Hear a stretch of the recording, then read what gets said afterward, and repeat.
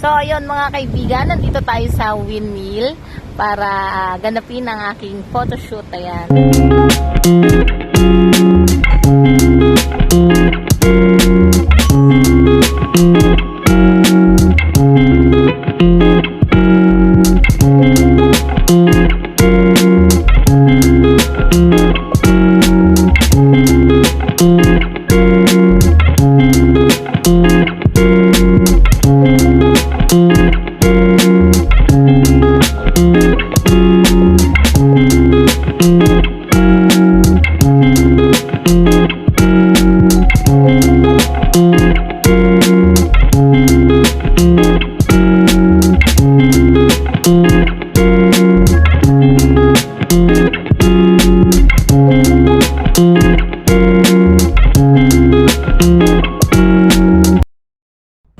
Ayun na nga, nakauwi na tayo mga kaibigan. Masyado tayong napagod sa ating photoshoot dahil galing din tayo sa Marilake.